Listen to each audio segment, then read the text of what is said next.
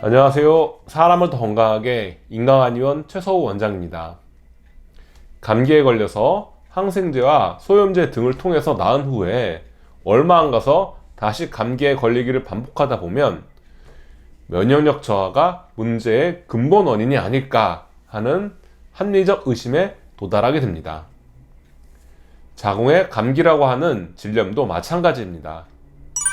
반복해서 질염이 생겨서 만성화되었다면 그 원인을 생각해 볼 필요가 있습니다. 한의학에서는 체질적인 요인과 식습관, 과로로 인한 면역력 저하, 이 세 가지 요소가 결합하여 만성 질염이 생기는 것으로 봅니다. 이번 영상에서는 이를 보다 자세하게 살펴보고 만성 질염의 치료 사례도 소개하려고 합니다.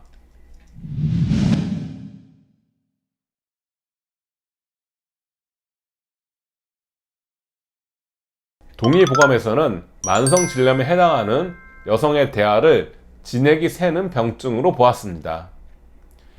진액은 땀, 눈물 등의 체액이 될 수도 있고 혈액이나 골수 등 생명 유지의 핵심 물질이 될 수도 있는 인체의 중요한 요소입니다. 이러한 진액의 순환에 문제가 생겨서 내 몸에서 쓰여야 할 것들이 쓰이지 못하고 사라지는 병증이 대하, 즉 만성질염입니다. 만성질염이 생기면 가장 대표적으로 입술이 마르면서 껍질이 벗겨지는 증상이 생깁니다. 입술은 혈액순환을 반영하는 부위인데 진액이 계속 새면 혈액이 부족해지면서 입술이 쪼그라들면 겉의 껍질은 들뜨는 현상이 생기는 것입니다. 사실 더 큰 문제는 입술이 마를 정도로 되면 자궁의 혈액순환도 나빠진다는 것입니다. 그래서 대하가 오래되면 임신이 힘들어질 수도 있다는 구절이 동의보감 포문에 수록되어 있습니다. 이렇게 진액이 새는 가장 큰 이유는 양기가 승제하는 힘이 부족해서입니다. 즉 진액을 하부에서 상부로 끌고 올라가는 힘이 약하기 때문에 올라갈 것이 올라가지 못하고 밑으로 빠져나간다고 볼 수 있습니다. 그래서 과로나 한절기 등의 영향으로 체력이 저하되면 양기가 약해지면서 질염이 쉽게 재발합니다.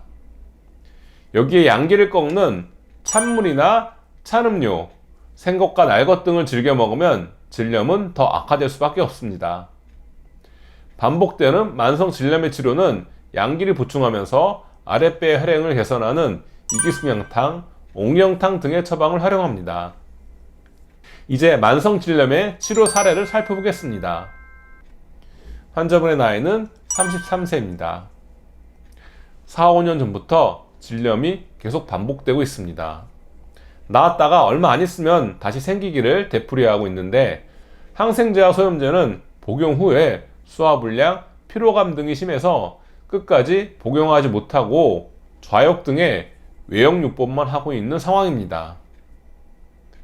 초음파상으로 더글라스와의 염증성 삼출액이 고여있는 것을 확인할 수 있었습니다. 과로하거나 신경을 많이 쓰거나 환절기가 되면 어김없이 냉이 나오기 시작한다고 합니다. 소화기능이 약하고 손발이 차며 피로를 쉽게 느낍니다. 평소에 아이스 아메리카노를 하루에 한 잔씩 마신다고 하였습니다. 치료 및 경과를 살펴보겠습니다. 체질상 양기가 부족하여 위로 끌고 올라가는 힘이 부족한 상황에서 냉음료로 인해 몸에 수독이 쌓여 있는 것으로 보았습니다. 수독을 제거하는 이진탕에 위로 올라가는 힘이 있는 시오, 승마 등을 가하여 처방했습니다. 복약 15일 후에 내원했을 때는 질염의 증상이 완화되어 냉의 양이 3분의 1 이하로 줄어들었습니다. 다시 15일 복약을 계속한 후에는 분비물은 사라졌습니다. 초음파상으로 더글라스와에 고여있던 삼출물이 사라진 것을 확인할 수 있었습니다. 체력을 보완하여 면역력을 높이기 위해 부중익탕 한 달분을 투여한 후 치료를 종결하였습니다.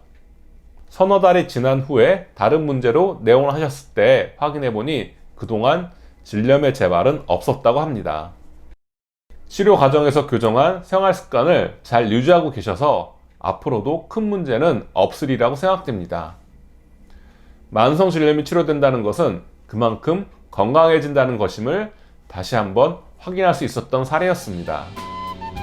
이상으로 이번 영상을 마치겠습니다. 감사합니다.